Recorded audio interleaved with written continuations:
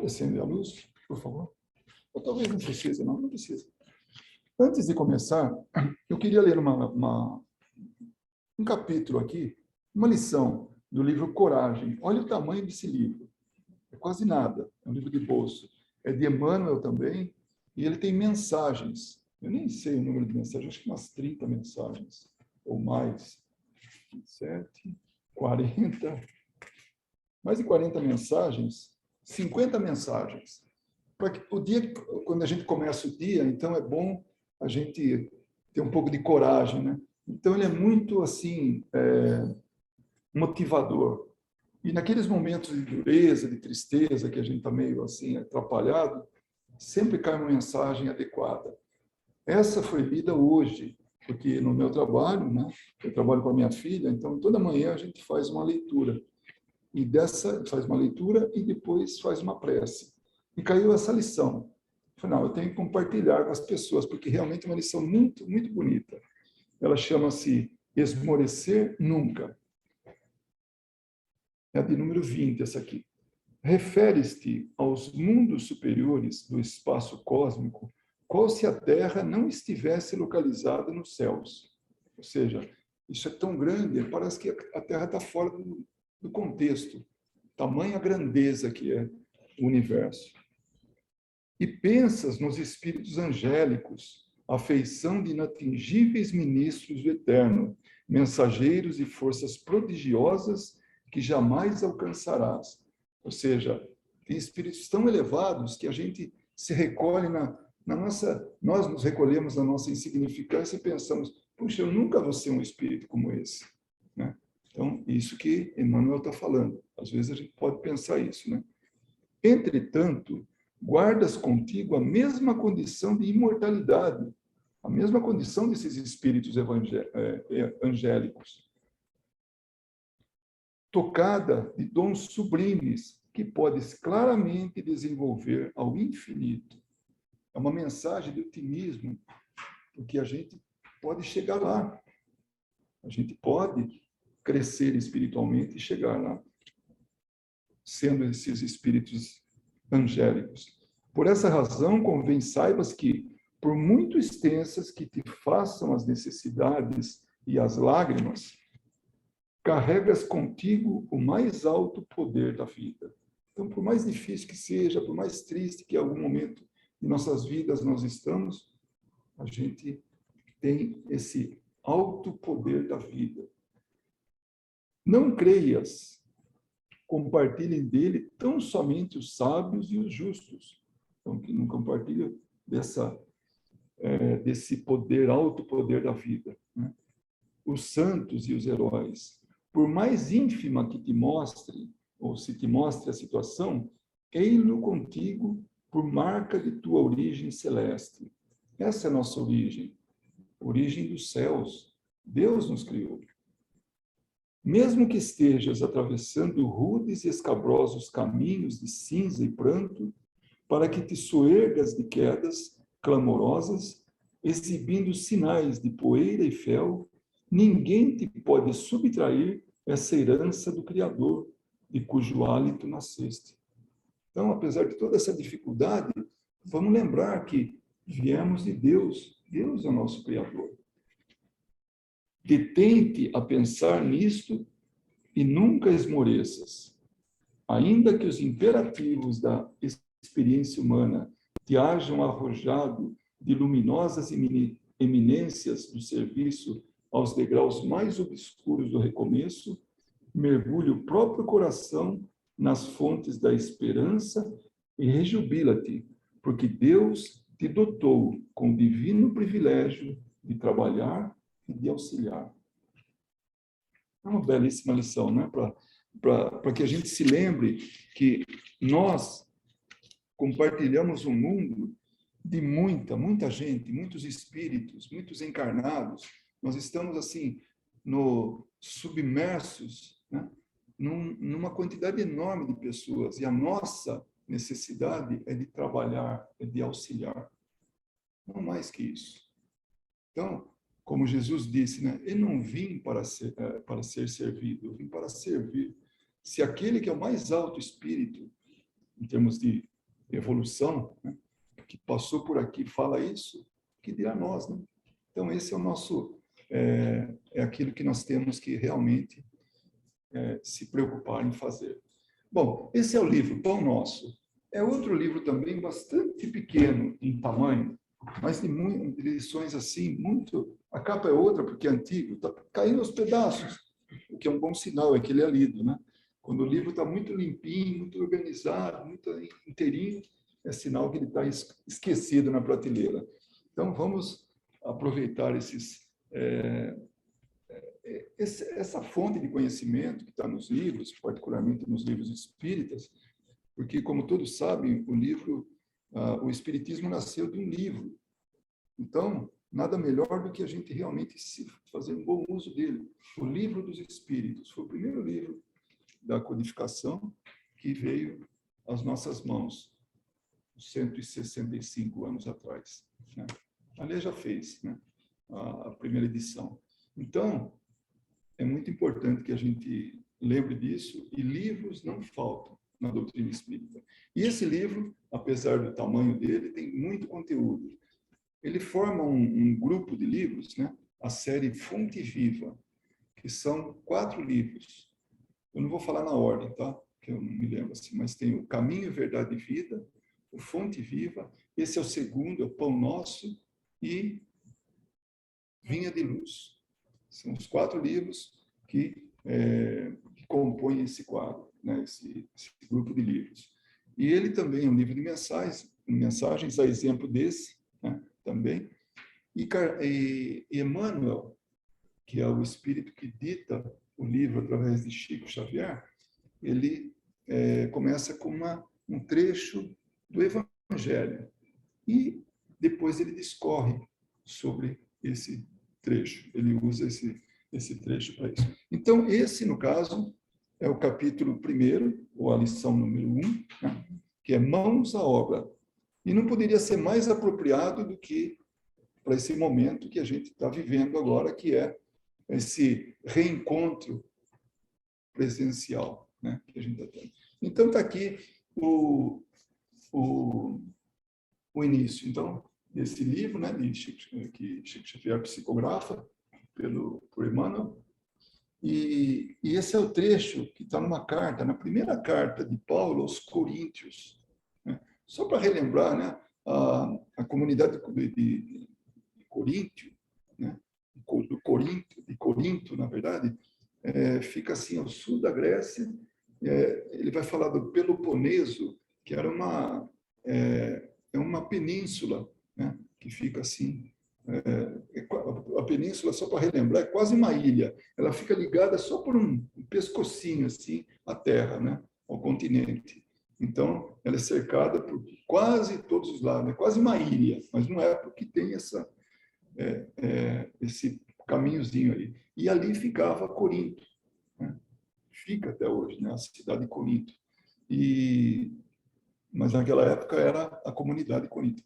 E Paulo escreveu essa carta, a primeira carta aos Coríntios, né? Então tem um trecho dela que diz: que fareis, pois, irmãos, quando vos ajuntais, quando vocês se reunirem, cada um de vós tem doutrina, tem revelação, tem língua para se comunicar, tem interpretação. Faça-se tudo para a edificação. Quer dizer, todas as ferramentas estão aí já. É isso que Paulo fala para os coríntios. Por quê? Agora a gente vai ver por quê. A igreja de Corinto lutava com certas dificuldades mais fortes quando Paulo lhe escreveu a observação aqui transcrita. Então, quando ele escreveu aquilo, Corinto, a comunidade dos coríntios, estava passando por muita dificuldade. Aquele grupo de cristãos, porque o cristianismo estava começando naquela época. Então, era o cristianismo nascente. Paulo percorreu lá, mas quando ele não conseguiu percorrer os locais, porque cresceu muito, ele divulgou o evangelho uma área muito extensa. Ele caminhou muito. E aí, porque aquela época não tinha os recursos que hoje tem, né? Então, ele tinha que ir pessoalmente. Chegou um momento que estava ficando difícil. O que ele fazia? Ele mandava cartas, as epístolas, né, para as comunidades.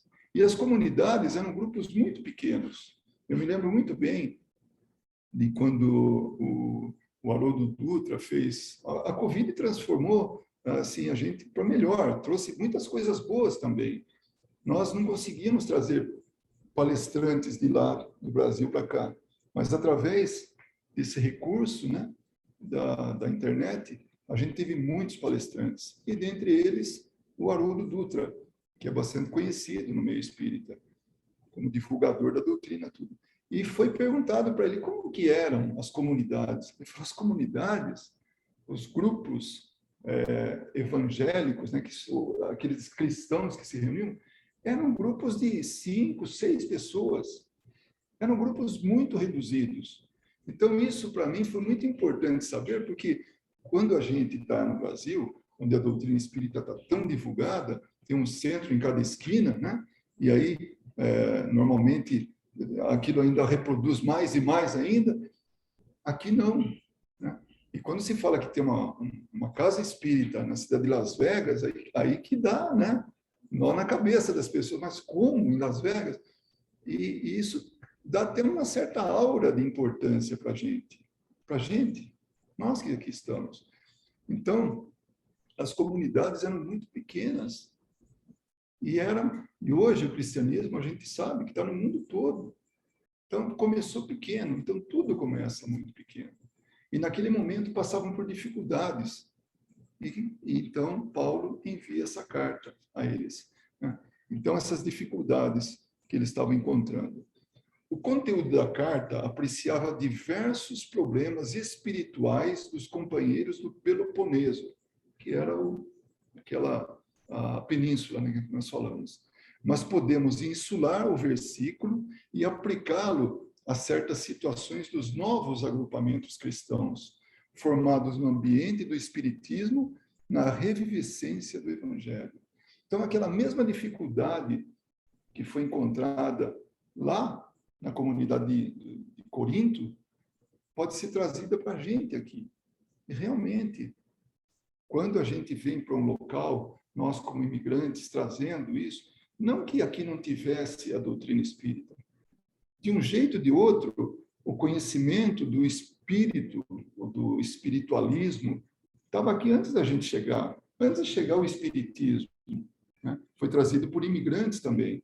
Os cubanos tiveram uma grande contribuição nisso. Fora as manifestações que haviam.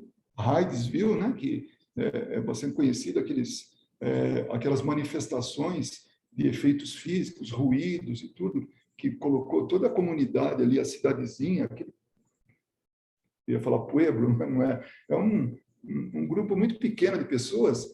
Aquilo movimentou toda aquela casa durante dias, fazendo pesquisas à maneira de cada um, perguntas ao espírito, porque era uma manifestação muito intensa. Então, isso aconteceu antes do espiritismo. Em 1848, o espiritismo, o Livro dos Espíritos nasceu em 1857.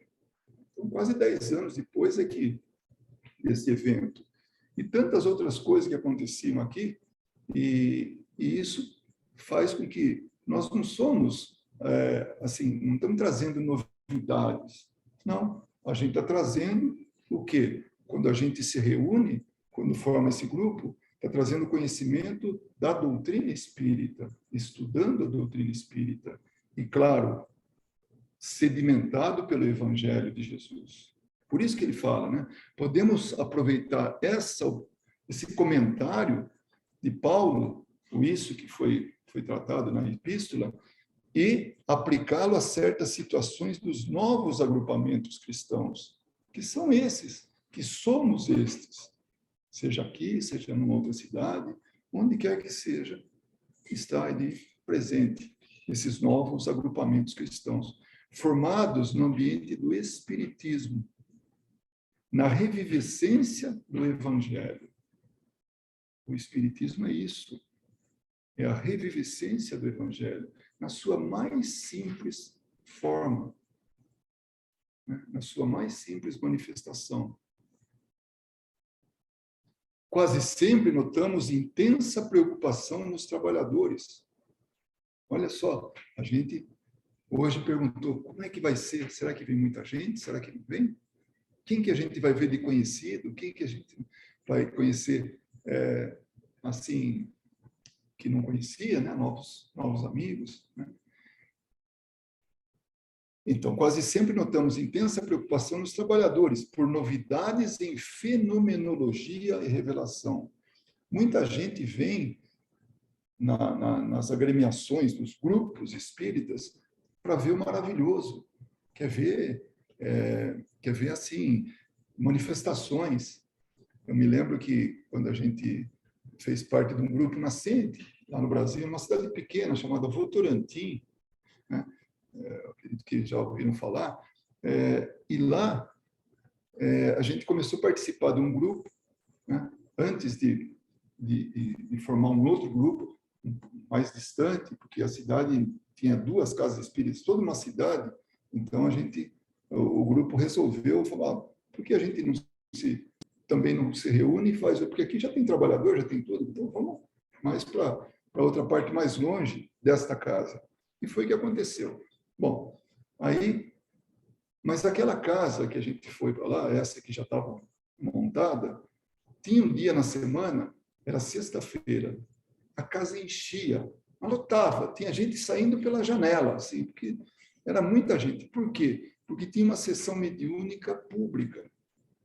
Então, ninguém ia para o estudo, ninguém ia para o passe, enfim, porque preferia o maravilhoso, que é isso que ele fala, né? A fenomenologia, a revelação. Alguns acham que, não, vou lá porque eu quero saber como é que vai ser meu futuro, o que é isso, o que é aquilo, as revelações. Não. O Espiritismo é consciência através das informações que a gente tem. O Espiritismo é consolador, ele esclarece a gente. Mas então, essa é a colocação de Emmanuel. Alguns núcleos costumam paralisar atividades quando não dispõem de médiuns adestrados. Então, muitas casas acham que os médiuns são aqueles que promovem a casa, o crescimento dela, né? Que fazem acontecer. Aí ele pergunta, por quê? Médium algum solucionará, em definitivo, o problema fundamental da iluminação dos companheiros. Então, a gente aprende na doutrina espírita que o médium é um intermediário, é aquele que comunica, que faz a ponte de comunicação entre o mundo espiritual e o mundo material, esse mundo de encarnados, nós. Porque nós somos espíritos. A diferença entre um espírito que é visível, como nós, eu consigo ver todo mundo consegue me ver. Então, a diferença entre essa configuração e a do espírito sem o corpo físico é justamente o corpo físico. Ele que difere, porque somos espíritos todos, que um dia voltaremos para o plano espiritual, assim como um dia nós viemos do plano espiritual. Então, não tem nada de sobrenatural, é simplesmente uma condição que a gente se apresenta, né? Então, o médium é esse que consegue fazer com que nós nos comuniquemos com esse outro mundo, porque ele tem habilidades, não sei se podemos dizer, vamos falar em dons, que alguns, ou que a maioria, não tem. Então, ele consegue ver o que a maioria não vê, ele consegue ouvir o que a maioria não consegue ouvir, ele consegue receber notícias e falar, passar essas notícias. Então, são dons. Nós falamos de Chico Xavier, ele escrevia livros, uma das mediunidades dele era a psicografia. O espírito ditava e ele escrevia. Então, mas não é o médium que vai fazer com que, ou os médiums que vão fazer com que esse grupo cresça, né? Então, essa é um erro pensar nisso, né? Nossa tarefa espiritual seria absurda se estivesse circunscrita à frequência mecânica de muitos, a um centro qualquer, simplesmente para assinalarem o esforço de alguns poucos. Então, não é um ou outro, mas sim é o grupo como um todo que vai aprendendo, que vai contribuindo. É interessante que uma coisa que eu ouvi uma vez um palestrante, um grande estudioso da doutrina espírita, é o Paulo Henrique de Figueiredo. E ele falou uma coisa que eu nunca mais esqueci. Ele falou: não existe professor em espiritismo, só existe aluno. Aquele que sabe um pouquinho mais, em determinado momento, ele vem e transmite esse conhecimento para os demais. Depois ele volta e recebe informação de outros. Então, essa é a condição do espírita, de aluno, sempre aprendendo. Convençam-se os discípulos, está falando dos frequentadores da casa espírita, de que o trabalho e a realização pertencem a todos e que é imprescindível se movimente cada qual no serviço edificante que lhe compete. Ou seja, que cada um faça a sua parte. Eu nunca vou esquecer de uma mensagem de um amigo espiritual que ele estava dizendo assim sobre essa responsabilidade. Ele falou que cada um, ele estava falando para o grupo, né? Falou que cada um varra o seu metro quadrado. Aqui tem que falar em outra unidade, né? Mas para a gente lá, metro quadrado. Então, que cada um cuide do seu metro quadrado, que varra o seu metro quadrado, que mantenha sob controle. Então, cada um fazendo a sua parte, o todo recebe, o todo ganha. Né? É isso que ele está falando. Ninguém alegue ausência de novidades quando vultosas concessões da esfera superior aguardam a firme decisão do aprendiz de boa vontade, no sentido de conhecer a vida e elevar-se. Então, nada mais é do que um aprendizado. Quando nós aprendemos, nós vamos recebendo, porque tudo isso vai transformando a gente. Então, quando Kardec percebeu, através das mesas girantes, ruídos, aquelas coisas que espíritos faziam para chamar atenção, porque naquele momento era momento de chamar atenção. Lá na França, nos anos 1840, 50, então, naquele momento, era brincadeira de salão fazer mesa andar, sem contato, sem levantar ela, mas sim fazer aqueles movimentos. Então, ele achava que aquilo era um tipo de brincadeira. Quando ele foi convidado por alguém sério, foi lá, e a mesa respondia perguntas de mais alto nível, perguntas elevadas, ele falou: poxa, atrás disso tem alguma coisa inteligente. Então, ele não foi atrás da brincadeira. Aí ele percebeu que aquilo poderia modificar o mundo através da transformação das pessoas. Por isso que ele fala aqui, no sentido de conhecer a vida e elevar-se.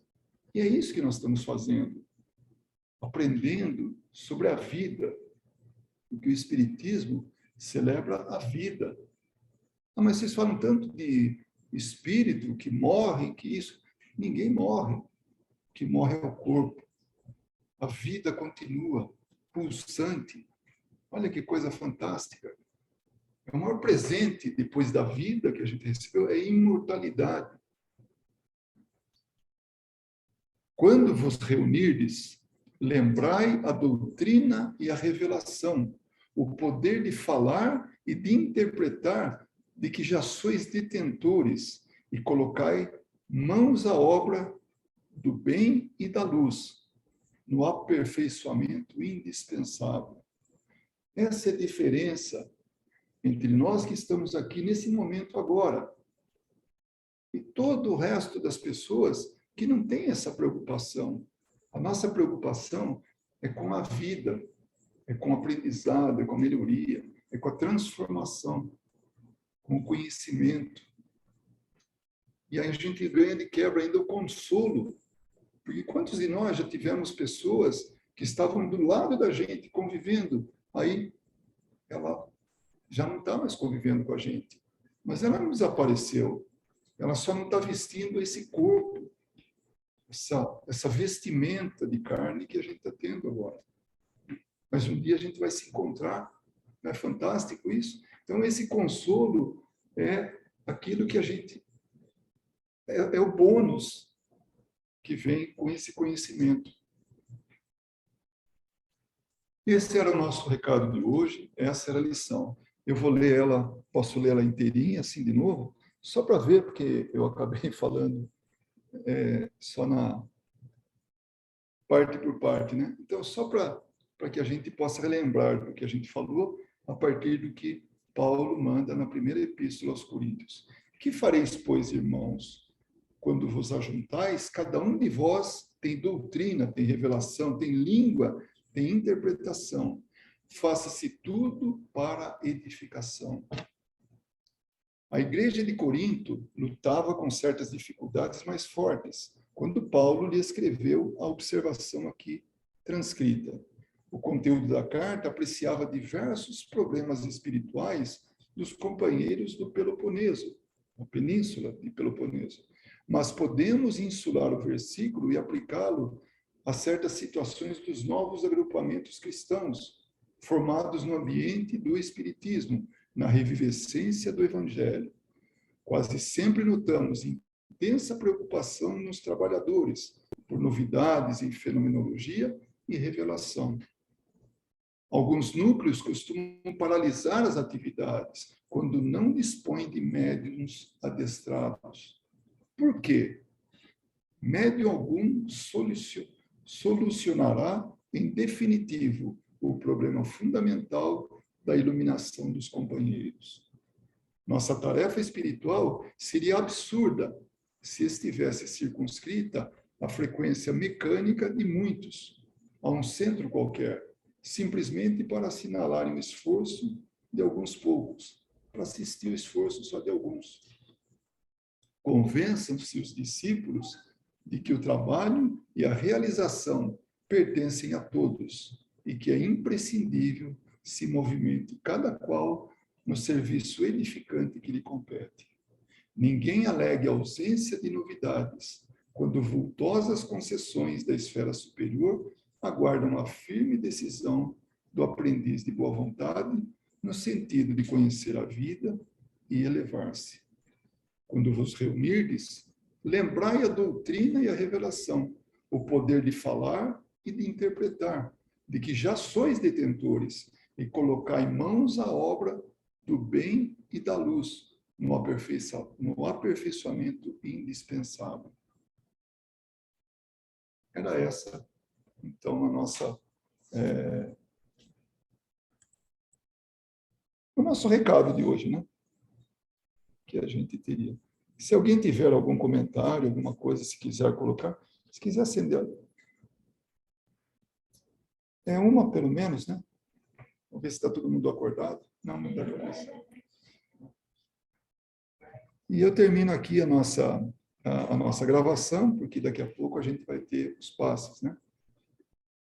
E eu agradeço a presença de quem está aí, Luísa, e também quem vai assistir à gravação. Muito obrigado.